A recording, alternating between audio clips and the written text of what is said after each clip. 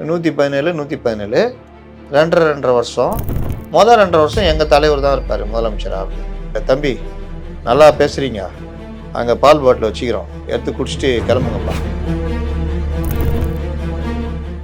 விஜய் பெரம்பூர் ஆதவ் விரிவாக்கம் முதல்ல விஜய் தேர்தல் நிற்கிறாரா பாரு, நீங்கள் எல்லாம் நில்லுங்க, நான் வந்து பிரச்சாரம் பண்ணுறேன்ற மாதிரி விட்டுவார்.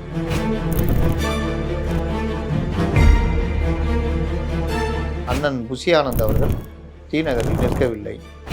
செங்கோட்டையனை ஜெயிக்கிறது கஷ்டம், ஒருவேளை ரொம்ப எஃபர்ட் எடுத்தானா ஜெயிக்கலாம்.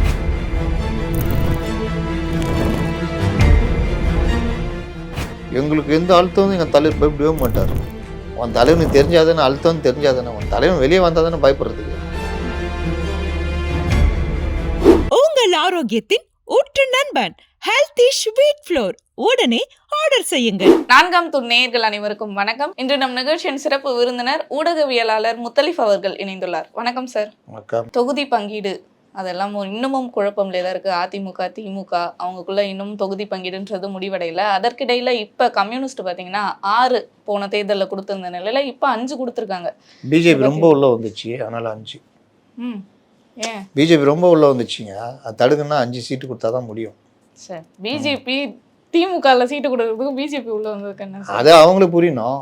அவங்க அதானே சொல்கிறாங்க. நீ என்ன சொன்னார் வீரபாண்டியன், பிஜேபி உள்ளே வந்துடும், அந்த சக்திகள் வீழ்த்தப்பட வேண்டும், எங்களுடைய தன்மானத்தை அவர்கள் தொடவில்லை. அப்போ 3 சீட்டுக்கு வந்தால் தொட்டாங்கன்னு அர்த்தம் போல். 5 சீட்டு வரைக்கும் தொடவில்லை. அவங்க கேட்டுக்கிட்டாங்க, அந்த பிரகாரம் இந்த பிரகாரம் உருட்டினார்ல. நேற்று சிபிஎம்முக்கு நான் ஒரு பதிவு போட்டிருந்தேன், இவர்கள் என்னென்ன பண்ணுறாங்க, என்னென்ன கூத்து பண்ணுறாங்க, சண்முகத்தை எப்படி நெருக்கி கட்சிக்குள்ளேயே இந்த வேலையை பண்ணுறாங்க. பாலகிருஷ்ணன் சிதம்பரம் தொகுதி கொடுத்தா ஓகே 5 சீட்டுக்குன்னு எப்படி நெருக்கிறாருலாம் போட்டு விட்டாங்க. பெருசாக பூகம்பம் வெடிச்சிச்சு, நம்ம விஷயம்லாம் எப்படா வெளியே போச்சு அப்படின்னு. ரெண்டாவது, வழக்கமாக இந்த டிஎம்கே ஐடி விங்லேருந்து என்னை திட்டுவாங்க, துட்டை வாங்கி திட்டுவானுங்க. 200ரூவாக்கு 5 வருஷமாக வேலை செஞ்சு பாருங்கள், கூலி உயர் கூட கிடையாது அவங்களுக்கு. ரெண்டாவது தாவேக்காவில் கூட அந்த ரசிகர்கள் தொண்டர்கள் பெரும்பாலும் திட்ட மாட்டாங்க, வேறு மாதிரி திட்டுவாங்க. உன் ஆசைலாம் நிறைவேறாது, என் தலைவன் வேறு லெவல் அப்படின்னு. ஆனால் அந்த ஜான் வச்சுக்கிற கூலிப்படம் மட்டும் வந்து கண்டபடி மோசமாக திட்டம். உள்ளே போய் பார்த்தா 100 ஃபாலோவர் இருப்பான், ஆனால் என்ன ஃபாலோ பண்ணிகிட்ருப்பான். அவனுக்கு வேலையாக தான் போல, அதெல்லாம் நம்ம கண்டுக்க மாட்டோம். சிபிஎம் வந்து ஒரு டீசெண்டான கட்சி தானே, தொண்டர்கள் தோழர்கள் அவர்கள் கொள்கை வழி நிற்பவர்கள்னு. நேற்று அந்த இதெல்லாம் உடஞ்சி போச்சு கண்டபடி. இவங்களுக்கு தான் அறிவு இல்லைன்னா அந்த இதை சொல்லி எடுத்து சொல்கிறவனா கூட உனக்கு என்ன பிஜேபியிலே சேர்த்துட்டானு கொண்டு போய், அப்புறம் உனக்கு என்ன கட்சி பற்றி தெரியும் அப்படின்னு. டேய், நீ ஸ்கூல் படிச்சிருந்த காலத்தில் அந்த கட்சியில் நான் வந்து பெரிய எதிரான், நான் 12 வருஷம் அந்த கட்சியில் இருந்தேன், எல்லாத்தையும் பார்த்து தான் வெளியில் வந்திருக்கேன்னு தெரியாது. கட்சி பற்றி தெரியாமல் போடுகிறாய் ஆய்வுன்னு என்ன பெரிய இதுவா, அப்படியே சட்ட புத்தகமாக அது படித்து தெரிஞ்சுக்கிறதுக்கு. அப்போ இந்த மாதிரி 5 சீட்டு தான் வாங்க போகிற, அதுக்கு என்ன அவ்வளோ இது. இன்றைக்கி அவர்களுடைய இதில் ஒரு துக்க சம்பவம் நடந்திருக்கு, அதனால் இன்றைக்கி அவங்க வாழ்றல. நாளைக்கு வந்து என்ன இதே மாதிரி வாங்கிக்கிட்டு சனாதன சக்திகள் வீழ்த்தப்பட வேண்டும், ஆர்எஸ்எஸ் பாஜக முறியடிக்கப்பட வேண்டும், திராவிட மாடல் அரசு அமைய வேண்டும், மக்களுக்கான இதுக்காக நாங்கள் ஒரு தொகுதியை குறைத்து கொண்டு 5 தொகுதிக்கு ஒற்றுக்கொண்டோம் அப்படின்னு சண்முகம் சொல்லிட்டு போகிறாரு. வெளியேற மாதிரிலாம் பேசிட்டு இருந்தாங்களே, நாங்கள் 6 சீட்டு கொடுக்கலாம் வெளியேற மாதிரி இருக்கோம் அப்படின்னு. 6 சீட்டு கொடுக்கலாம் வெளியேறீங்களா? என்னங்க இது அநியாயமாக இருக்குது. ஒரு சீட்டுக்காக வெளியேறுவாங்க, அதெல்லாம் பார்த்துக்குவாங்க. இப்போ வந்து தேமுதிக அவங்களுக்கு 10 சீட்டு, காங்கிரஸுக்கு 20. அதுவும் மாணவ ரோசம் சூடு சொரணம் இருக்கணும். ஆனால் நம்ம மக்கள் நல்ல கூட்டின்னு வெளியே போகலாம்.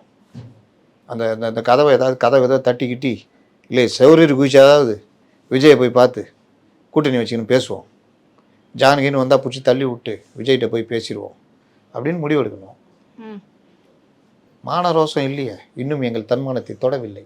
இவர் என்னடா இது, எதுக்கு என்ன சொல்கிற, 5 சீட்டு வாங்கினியா, வேறு சில கவனிப்புலாம் இருக்குது, ரைட் போ கம்முன்னு, அதை விட்டு பாஜக உள்ளே வந்துடும். அவன் இந்த திமுக சிபிஎம் சிபிஐ விசிகா மதிமுக எல்லாம் சேர்ந்து ஜனங்களை ஏமாத்துறதுக்கு ஒரு அஜெண்டா ரெடி பண்ணாங்க. பாஜக உள்ளே வந்துடும் எல்லாரும், இவரை கேட்டால் பாஜக உள்ளே வந்துடும் இப்படி சொல்லிக்கிட்டே அந்நியார் உள்ளே வந்துட்டாங்க, பிரேமலதா. அதுக்கப்புறம் பாஜக உள்ளே வந்துடும். எவ்வளோ சீட்டு? 4 சீட்டு, 3 நமக்கு, உதயசூரியன் 1 தான் உனக்கு அப்படின்னோன்னா, அப்போ பாஜக உள்ளே வந்துடும் வெளியே சீன் போட்டுட்டு மதிமுகக்குள்ளே வந்துச்சு. எது? திமுக. ஏப்பா என்னப்பா பாஜக உள்ளே வந்தோம், நீ உள்ளே வந்துட்ட. இல்லை இல்லை பார்த்துக்கோ, நம்ம ஜெயிக்கணும், பாஜக உள்ளே வந்துடும், அதுக்கு எங்களையா ஏன் பலி கொடுப்ப? 3 தொகுதி உனக்கு, 1 தொகுதி எனக்குன்னா திமுக கணக்கு தானே. 4 மதிமுக தான். சரி, யார் நிற்கிறா? 3 உதயசூரியன். உதயசூரியன் நிற்கிறவனும் திமுகவில் சேர்ந்துடணும். திமுக கணக்கில் தான் அது வரும். ஒன்று தான் மதிமுகவுக்கு. இப்போ பாஜக உள்ளே வந்துச்சா, திமுக உள்ளே வந்துச்சா? திமுக. சிபிஎம் இவங்கெல்லாம் பாஜக உள்ளே வந்துடும், பாஜக உள்ளே வந்துடும். இங்கே உருவிட்டாங்க. என்ன தலைவர்? காங்கிரஸ் தாவைக்காவை வச்சு இங்க சீட்டு வாங்கலையா சார்? அந்த மாதிரி பாஜக வச்சு திமுக அந்த மேலே அவ்வளோதான். அதே அந்நியார் பாஜக உள்ள வந்துடும், பாஜக உள்ள வந்தோன்னா அந்நியார் பிரேமலதா உள்ளே வந்துட்டாங்க. இப்போ அவங்களுக்கு 0.43% வச்சுக்கிறவங்களுக்கு 8 சீட்டு ஒரு ராஜ்யசபா. ஏன்னா அவங்க வெளியிலேருந்து வராங்க. அந்த கம்பெனிக்கு அதை தான் நான் ஏற்கனவே அடிக்கடி சொல்லுவேன். இந்த கம்பெனியில் மாடாக உழைச்சிக்கிட்டு இருப்பான், 30,000 ரூபா சம்பளம்.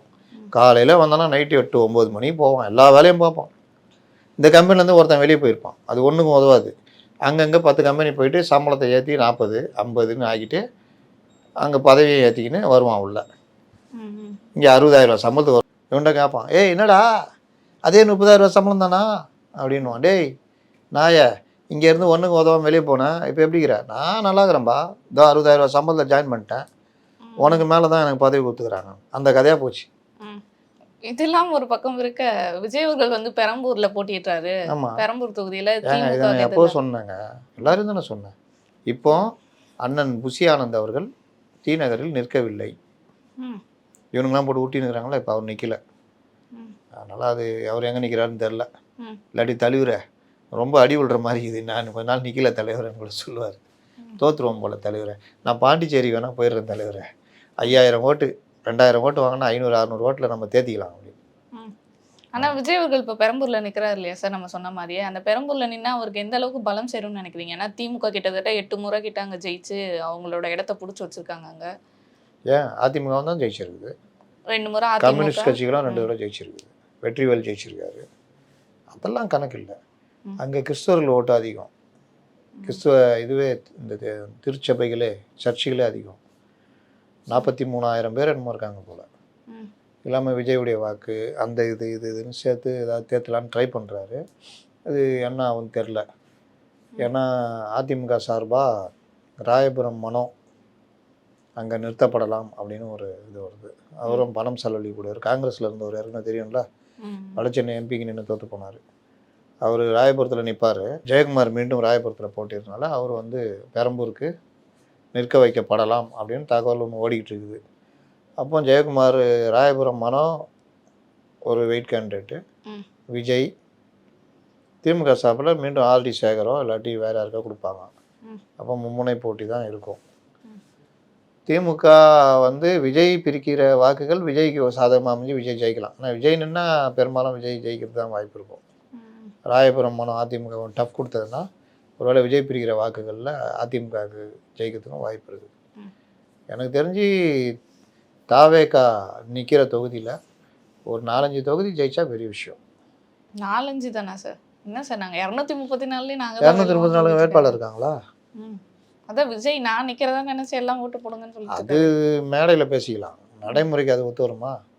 இன்றைக்கி விஜய் நான் தான் ஒவ்வொரு வீட்டிலேங்கிறேன்னா நாளைக்கு ஜனநாயகன் படம் ரிலீஸ் ஆனோன்னா எல்லாம் உள்ளே வரான், ஏய் விஜய் வேற வழிவிட்றான்ட்டு ஒவ்வொருத்தரும் உள்ளே போனான்னா வருது.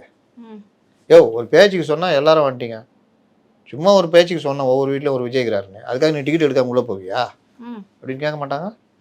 பனையூருக்கு போய் விஜய் கொஞ்ச நேரத்தில் வராரு, கதவை திறந்து வைங்கன்னா கதவை திறந்து வச்சு எவனா ஒருத்தன் உள்ளே போவான். விஜய்ப்பா ஒவ்வொரு வீட்டில் விஜய்க்கிறாருல, இவர் எங்கள் வீட்டில் இருக்கிற விஜய்னா என்ன பண்ணுவீங்க? பேச்சுக்கு ஜாலிக்கு சொல்கிறது, வேட்பாளர் வேணும்ல. இப்போ நீங்கள் சொல்கிறது 4-5ன்னு பார்த்தா கூட இருக்க ஐஆர்எஸ் சாதவர்ஜன் அவர்கள், புஷியானந்த், விஜய் அவர்கள் மட்டும் தான் ஜெயிக்கிறது வாய்ப்பா? ஐஆர்எஸ் ஜெயிப்பார்னு உங்களுக்கு யார் சொன்னா? செங்கோட்டையனே ஜெயிக்கிறது கஷ்டம். ஒருவேளை ரொம்ப எஃபர்ட் எடுத்தாருன்னா ஜெயிக்கலாம். இல்லை இவ்வளோ நாள் வாங்கின ஓட்டு ரெட்டையில் ஓட்டு தானே. அப்போ செங்கோட்டையனுக்குன்னு உள்ற ஓட்டு அவருக்கு தனிப்பட்ட முறையில் எந்த இதுவும் இல்லைன்னா அந்த இடத்துல செங்கோட்டையன் பிரிக்கிற ஓட்டில் ஏடிஎம்கே ஈஸியாக ஜெயிக்கும். திருச்செங்கோடலாம் இவருன்னு அருண்ராஜ் யாருக்கு தெரியும்? அவர் நினச்சிட்டு போய் நிற்கிறாரு. அப்போ அங்கே தாவேகா கொள்கிற ஓட்டு உள்ளோம், அதை தாண்டி அது அதிமுக கோட்டை இல்லை. அதெல்லாம் அந்த மாதிரி ஒவ்வொன்றும் இருக்குல்ல. அதை ஒரிஜினல் வெளிவாகத்து நிற்கிறாரு, சொல்ல முடியாத தகுதி இழப்பு கூட ஆகிடுவார். ஏன்னா அவரை செலவு பண்ணின்னு இருக்கிறாராம். 40 லட்சம் தான் ஒரு வேட்பாளர் செலவு பண்ணணும். இவர் தொகுதியில் 40 அலுவலகம் போட போகிறேன்றாராம். 40 அலுவலகம் போட்டால் என்ன ஆகும்? அலுவலகம் மட்டும்தான் இருக்கும். போகிறதுக்கே 1 லட்சம் ஆகும்ல செலவு. ஆமாம். 40 லட்சம் ஆகிடும். மீதி எல்லாம் என்ன கணக்கு? இவர் வாட்டில் நான் யாருக்கும் தெரியாது நினச்சிட்டு இவர் பண்ணிட்டு இருப்பாரு. இந்த கூத்துலாம் நடக்கும். தாவைக்கால இந்த கூத்துலாம் நடக்கும். திருட தெரியணும், ஒளிச்சு வைக்கவும் தெரியணும்னு சொல்லுவாங்க. இவங்களுக்கு திருட தெரியும், ஒளிச்சு வைக்க தெரியாது. அந்த மாதிரி சிக்கல் வரும். ஏன்னா இப்போ தாவைக்காலே பார்த்தீங்கன்னா உள்ளே பல பிரச்சனைகள் போயிட்டு இருக்கு. இந்த தொகுதியில் நான் தான் நிற்பேன்னு பல பேர் அடிச்சுட்டு இருக்காங்க வேட்பாளர்களே. அப்படிலாம் கிடையாதுங்க. அதெல்லாம் கிடையாது. தொகுதிகளுக்கு வேட்பாளர் இருக்கான். வசதி படைச்ச அதை தாவைக்கா மாவட்ட செயலாளர் இவங்க கேட்குற, அதாவது எந்த கட்சி எம்ஜிஆர் கட்சி எதுன்றாங்களே, எம்ஜிஆர்லாம் துட்டு செலவு பண்ணார் வேட்பாளர்களுக்கு. இதே செங்கோட்டையன் உட்பட எல்லாருக்கும் எம்ஜிஆர் காசு கொடுத்து ஜெயிக்க வச்சார், நிற்க வச்சு. ஆனால் இவங்க வேட்பாளர்கிட்ட துட்டு பிடுங்குறாங்க கட்சி நிதின்னு. அது இல்லாமல் சீட்டுக்காக தனியாக ஏதாவது கவனிப்பு இருக்கான்னு தெரியல. அப்போ ஒரு வேட்பாளர் உள்ளே வரத்துக்கு தொகுதியில் நிற்கிறதுக்கே கட்சிக்கு காசு கொடுக்கணும்.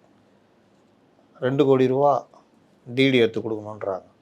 அப்போ 2 கோடி ரூபா டிடினா ஒயிட்டில் தான் எடுத்து கொடுக்கணும், கணக்கு காமிச்சு எடுத்து கொடுக்கணும். அப்போ மீதி வேறு சில விஷயங்கள்லாம் செலவு பண்ணி இவர் அப்புறம் தொகுதியில் வந்து செலவு பண்ணணும். ஏடிஎம்கே டிஎம்கேலாம் வேறு லெவல் செலவு பண்ணுறாங்க. ஒவ்வொருத்தரும் இன்றைக்கி முதலாளித்துவ கட்சிகளில் ஒரு தொகுதிக்கு குறைந்தது 20 கோடி ரூபா செலவு பண்ணுறாங்க. பண்ணால் தான் முடியும் அப்படின்ற நிலமை. அப்போது இவர்கள் கட்சிக்கே ஒரு அமௌண்ட்டை கொடுத்துட்டு செலவும் பண்ணுற அளவுக்கு இவர்கள்ட்ட எப்படி அவங்களோட போட்டி போடணும்? ஒன்று. இன்றைக்கி இருக்கிற மாவட்ட செயலர் 133 பேரில் 234 தொகுதிக்கு ஆளை கொண்டு வரணும். மாவட்ட செயலர் 133 பேர் இருக்கான். அதில் வசதி படைத்தவன் பார்த்திங்கன்னா ஒரு 25-30 பேர் இருப்பான். மீதி எல்லாம் தலை காஞ்சவங்க, சாதாரண விளிம்பு நிலையில் இருக்கிறவங்க. அவங்களுக்கு தெருக்கோடி தான் தெரியும், கோடி ரூபாயெல்லாம் தெரியாது, கிடையாது. அப்போ அவங்க என்ன பண்ணுவாங்க, அதுலேயே ஒரு 80 பேருக்கு மேலே மாவட்ட செயலாக கழிஞ்சிருவோம். அப்போ இருக்கிற மாவட்ட செயலாக 20-30 பேர். இவங்ககிட்ட தெரிப்பாகிற நிர்வாகிகள், மாநில நிர்வாகிகள் ஒரு 30 பேர்னா 60 பேர். மீதி வேட்பாளர் எங்கே போவாங்க? ஜான் ஆரோக்கியசாமி நான் ஒரு 70 பேர் தேர்த்துறேன்னு சொல்லிக்கிறாங்க. அவர் எங்கன்னு தேர்த்துவார்னு தெரியும். தேர்த்தினாலுமே புதுமுகம் இல்லையா அவங்களுக்கு, அரசியல்ன்றது புதுசு. அந்த தொகுதி பணக்காரன் அவன் கூப்பிட்டு வர்றது, அவன் நாளைக்கே திமுக கூப்பிட்டா போக மாட்டான்னா நிச்சயம். 70 பேர் இவங்க சொல்கிற மாதிரியே ஜெயிச்சிட்டாங்க வச்சுக்கோங்க. 70 பேர் ஜெயிச்சிட்டாங்க மொத்தத்தில். திமுக இடிக்குது. 60 பேரை வேலை கொடுத்து வாங்கினா என்ன பண்ணுவீங்க? அவனை கொள்கை குன்றுகளா? புரியுதா? துட்டு கொடுத்தானே வந்திருக்கான், முதல் போட்டிருக்கான், ஒரு 15 கோடி செலவு பண்ணி எம்எல்ஏ ஆகிட்டான். எப்பா வாப்பா 30 கோடி தரம்பா வாப்பான்னா நான் முடியாதா? ஏன்பா நீ ஒரு 10 பேரை கூப்பிட்டு வந்தனா உனக்கு அமைச்சர் பதவினா? இதெல்லாம் நடந்திருக்குல்ல, மற்ற ஸ்டேட்லாம் நடந்திருக்குல்ல. கட்சி தாவல் தடை சட்டம் வந்ததே இதுக்கு தான். ஜெயிச்சுட்டு டக்கு டக்குன்னு மாறிக்கிட்டே இருக்குதாங்க. இப்போ 2/3 இருந்தால் தான் மாற முடியுன்றதுனால கட்சி தாவல் தடை சட்டம் வந்ததுனால. அதே கூட பாஜக ஆள்ற மாநிலங்கள் என்ன பண்ணுவாங்க தெரியுமா? நீ எவ்வளோ 20 பேர் இருக்கிறீங்களா, 20 பேரை வந்துடுங்க, ராஜினாமா பண்ணிடுங்க, அந்த தொகுதிக்கெல்லாம் இடைத்தேர்தல், அங்கே பிஜேபி இறங்கி பண்ணிக்கும். அந்த மாதிரி வேலையெல்லாம் பண்ணி ஜெயிச்சு ஆட்சி பிடிச்சதெல்லாம் இருக்குது பல மாநிலங்கள். அதனால் இவர்கள் வந்து வேட்பாளரே கிடையாது. இதுதான் நிலைமை. தாவேக்காவின் நிலை ரொம்பவே பரிதாப நிலையாக தான் இருக்குன்னு நீங்கள் சொல்கிறதுலே புரியுது சார். தாவேக்கா இப்போ பெரம்பூரில் மட்டும்தான் விஜய் அவர்கள் நிற்கிறான்னு தெரிஞ்சிருக்கு. இன்னொரு தொகுதியிலும் போட்டி விட முடியும் இல்லவா இவர்? அப்போ அந்த மாதிரி இன்னொரு தொகுதி எதை சூஸ் பண்ணால் அவருக்கு இன்னும் பலம் வந்து அதிகரிக்கும்னு நினைக்கிறீங்க? அவர் ஏற்கனவே முடிவு பிடிச்சிட்டாரு, நாகப்பட்டினம், திருச்சி கிழக்கு.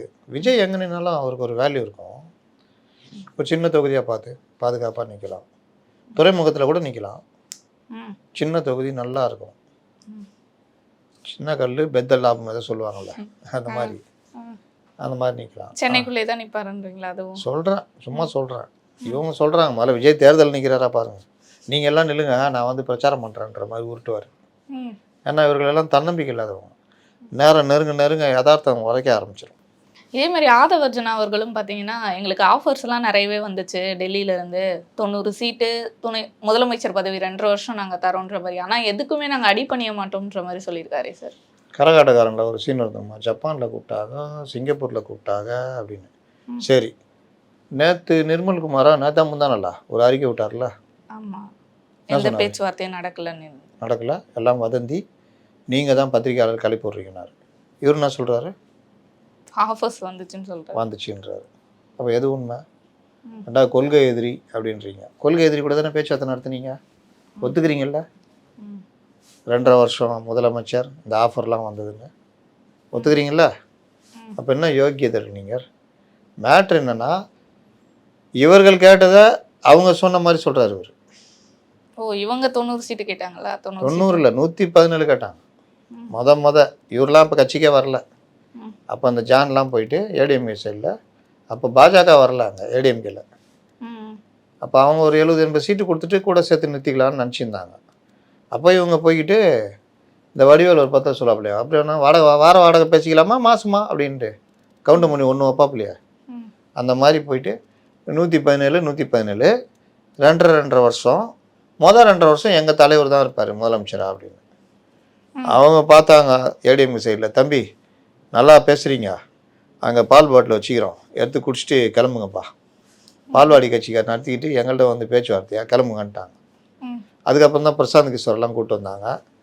இவரெலாம் உள்ளே வந்தார், பிரசாந்த் கிஷோர் கூப்பிட்டு வந்தார். அவர் பார்த்துட்டு உண்மையிலே ஏடிஎம் கூட சேர்ந்தால் நல்லா, இது ஒரு 70-80 சீட்டு வாங்கி நிற்கலாம் நீங்கள், அந்தளவுக்கு இது இருக்குது. அப்போலாம் பாமா தாவேக்காவுக்கு ஒரு பெரிய இது இருந்ததுல்ல, ஐயோ ஒரு அப்படி ஜெயிச்சிருவாரோ இப்படி ஜெயிச்சிருவாரோ, ஏன்னா எதுவுமே தெரியாது. ஒரு பொண்ணு பார்க்கறதுக்கு ரொம்ப அழகாக இருக்கும், ரொம்ப அழகாக இருக்குது, பயங்கர அறிவாக இருக்கும்பா அந்த பொண்ணு. ஏன்னா நம்ம ஊரில் வெள்ளையாக இருந்தால் கொஞ்சம் இதுவாக இருந்தால் அறிவும் அதிகமாக இருக்கும்னு நினச்சிக்குவோம். அப்படியே அது பேசாமல் போயிட்டு வர வரைக்கும் ஓகே. திடீர்னு ஒரு நாள் பேசி 2-3 மேட்ரு பேசுனா, அட ஞான சூன்யமா நீ, அப்படி போய் நில்லுமா அப்படின்ற அளவுக்கு இது. அந்த மாதிரி தான் இவர் வந்து பெரிய அப்படியே சீனை போட்டுக்குன்னு சில இடங்கள்லாம் அப்படி நடக்குங்க.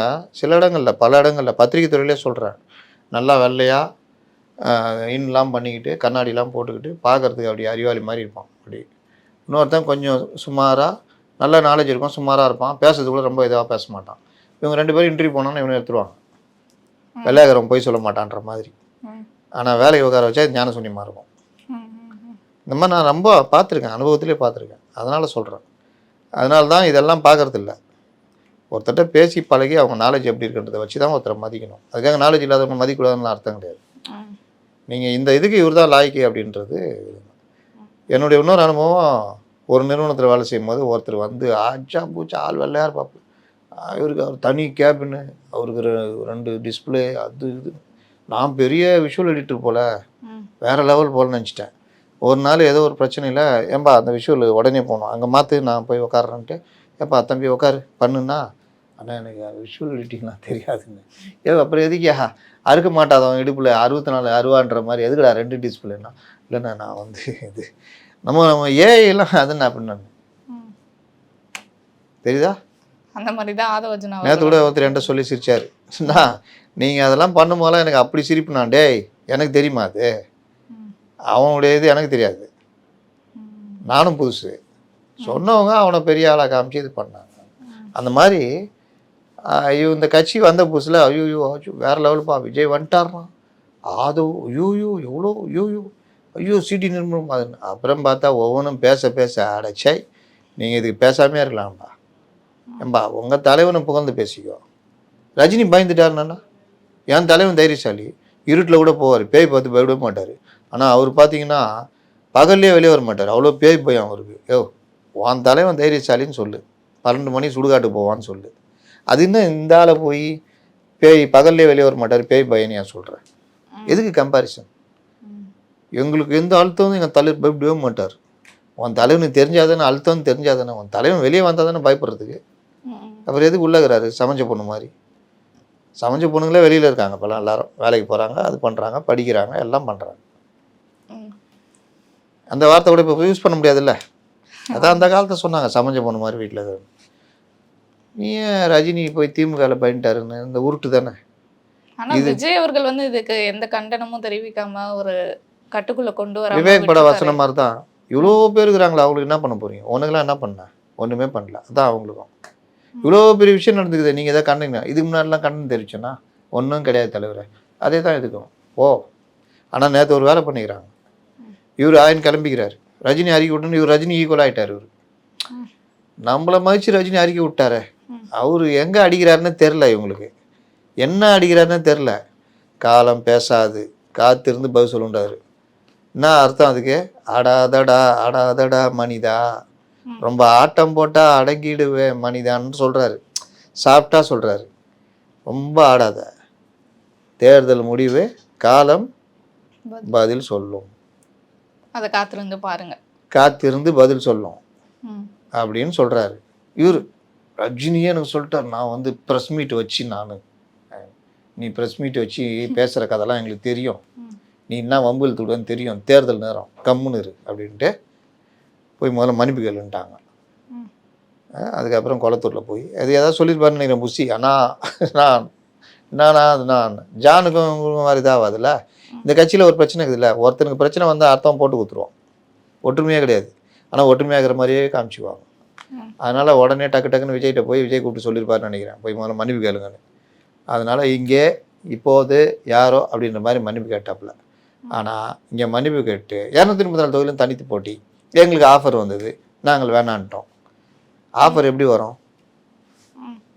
எப்பயுமே ரஜினி அவர்களை நான்லாம் தப்பா பேசவே கிடையாது, அது வந்து நீங்க புரிஞ்சுக்கிறீங்க, நான் அப்படி சொல்லவே இல்லை. ஒரு எக்ஸாம்பிளுக்கு நான் குரான் மீது சத்தியம் மட்டும் சொல்லலை, நான் ஜென்சி போராட்டம் நான் அப்படி சொல்லலை, இப்படி எடுத்துக்கினாங்க. இப்படி தானே உருட்டினாரு இவர், சொல்கிறதெல்லாம் தானே. 67 to 77 எம்ஜிஆர் முதல்ல வந்தார், அவர் வந்து இப்படி வருவார் நான் சொல்ல, எதையா உளறி வைக்கிறது, அதுக்கப்புறம் அதுக்கு விளக்கம் கொடுக்குறது. அதில் ஒன்று தான் இப்போ நாளைக்கு சொல்லுவார், நான் வந்து அவங்க கொடுத்தாங்க 2.5 வருஷம்னு சொல்ல, பேச்சுவார்த்தையில் அது வந்துச்சு, பேச்சுவார்த்தையில் அது வந்துச்சுன்னா யார் சொன்னா? நாங்கள் தான் சொன்னோம். அதை சொல்லு. 90 சீட்டு போய் கேட்டாங்கல்ல, 90 சீட்டு துணை முதல்வர். எப்போ?